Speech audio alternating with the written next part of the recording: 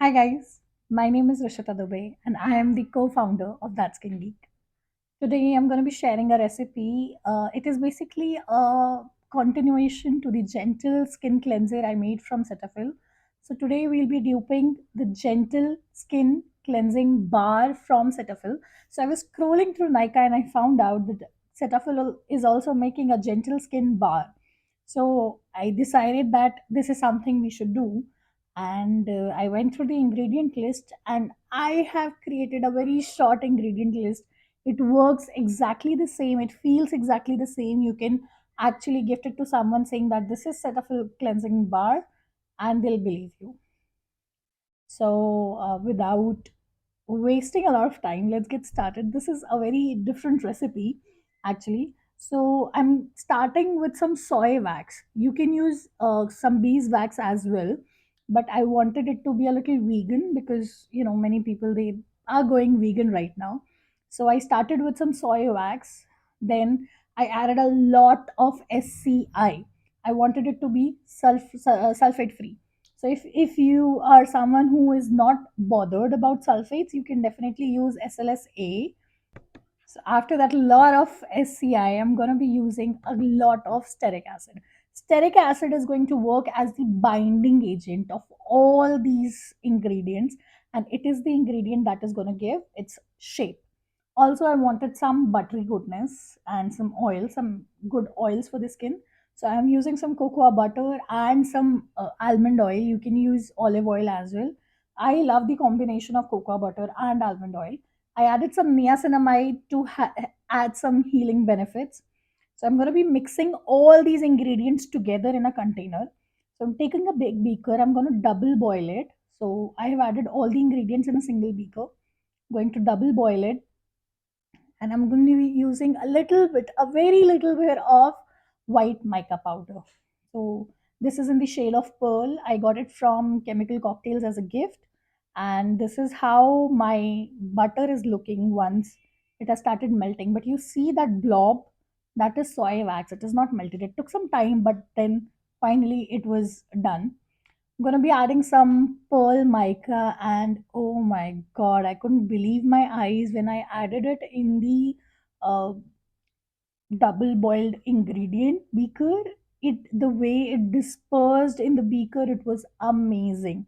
It was just amazing. So after adding the mica, I'm gonna be adding all of the SCI in it. So the whole SCI goes into that oil phase. So your SCI is your surfactant phase, and your beaker, which has all the oil soluble ingredients, is your oil phase. So I'm going to be adding all of that SCI in the oil phase, and gradually I'll start mixing it. You see how beautiful this mica looks, and when I add that SCI in it, it just it gives a very divine effect. I just loved it. I wanted this result to go on. You cannot see it properly in the camera, but trust me, guys, when you do it at your home, you're gonna love it. So gonna put a lot of SCI, the whole bunch of SCI in it, and you will have to stir it from time to time so that there are no lumps. You can obviously use a sieve when you're pouring the SCI. Uh, I recommend using a sieve when you're pouring the SCI, and mix it time to time to avoid any lumps. If you use a sieve, then again also you'll have to mix it time to time. After mixing it for quite some time, and you'll have to keep on pouring it. Once you are this this is basically ready to solidify. You need to pour it in a beaker so that it can solidify. I wanted to experiment, so my white bars were looking so good, but I wanted them to look more colorful.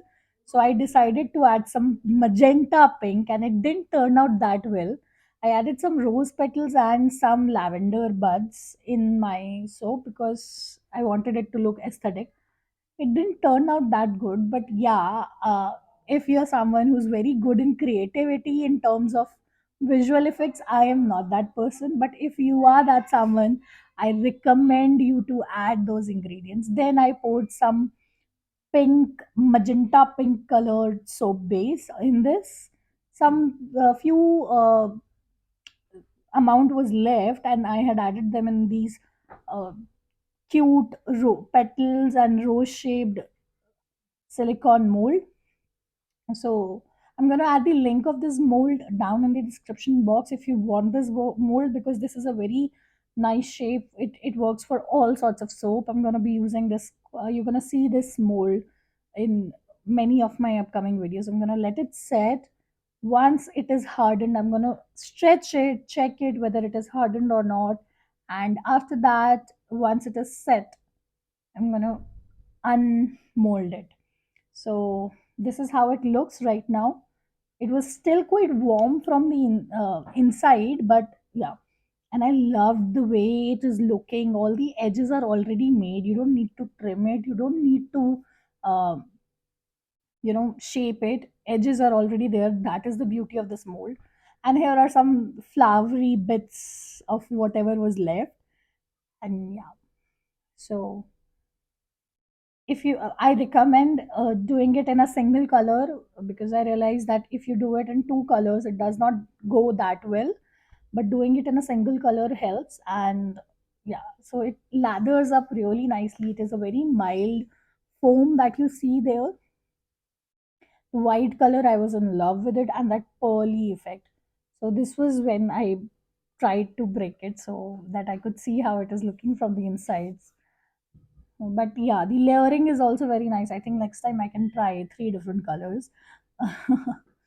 And yeah, that's how you make your gentle skin cleansing bar from Cetaphil. You can dupe it and you can make it for yourself.